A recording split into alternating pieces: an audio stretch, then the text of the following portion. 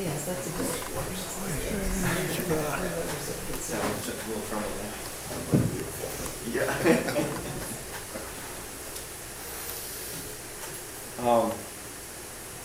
The thought I have for you this morning is we're going to pick back up with the thoughts we began 2 weeks ago in Psalm chapter 1. And we went into quite a great deal of detail in verse 1, but I'll read it for you to set the context for the rest of what I have to share to you today. Psalm chapter 1, verse 1 and verse 2. Blessed is the man that walks not in the counsel of the ungodly, nor stands in the way of sinners, nor sits in the seat of the scornful. But this second verse is what I'll be sharing with you this morning. But his delight is in the law of the Lord, and in his law does he meditate day and night. And your first reaction would be, well, we're not under law. We're under the grace. Well, God's intention was never to do away with the law. His intention was to fulfill the law. That's what Jesus came. He said, I came not to destroy the law, but to fulfill it. All of the ceremonies, all of the festivals, all of the sacrifices, they all pointed to Christ. And we no longer have to live under the burden of fulfilling all of the laws, all of the sacrifices, all of the rituals. But as the prophet Zechariah says, I will give you a heart of flesh for your heart of stone.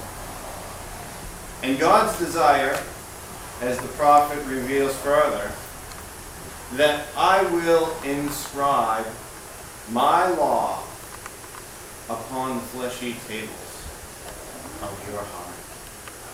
It was never God's intention to carve the commandments upon stone.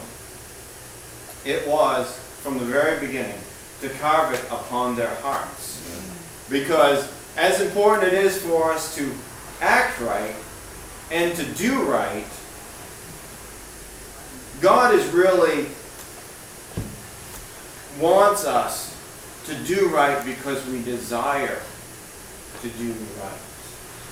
And we talked about, Pastor shared about the judgments. And for the judgment of the believer, it is our works that will be judged. And the motivation that we did those works. And they'll be tried by fire. And those things that were not found to be worthy or done for the wrong motivation will be consumed like hay, wood, and stubble. And all of those things that will remain will be purified. And they'll be melted down as gold is. Because gold doesn't come as gold right out of the ground most of the time. Sometimes you find the big nuggets. But most of the time it's in a lot of other rock, quartz, and a lot of other rock.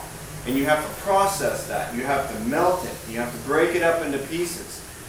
And through that, all of the debris, all of the imperfections comes to the top, and you skim that off. You let it harden. You put it back in. You melt it. All of the debris comes to the top, and you skim it off. But even for us in the natural, the purpose of the law is to provide guardrails to keep us safe. They are for our safety, and they are for our protection. The guardrails on the road, they're keeping us from falling into the ditch. Now, a lot of us have the ability to drive that we don't have to avail ourselves of the use of the guardrail. But when it happens, and it keeps us from dropping off great heights sometimes, or rolling over. But what God desires for the law to do, it provides order, which is the opposite of chaos. Sin and rebellion reaps chaos, anarchy. And where there's no order, there is no rest. Go home this week, and if you would for me, read Hebrews chapter 4. And it encourages believers to enter into God's rest.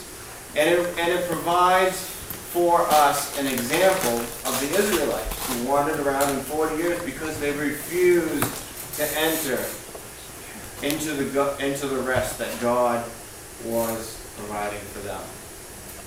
I want to encourage you, God doesn't want to do away with the law because it's supposed to be our delight. He wants to alleviate the burden of the law and trying to do all the right things and to say all the right things.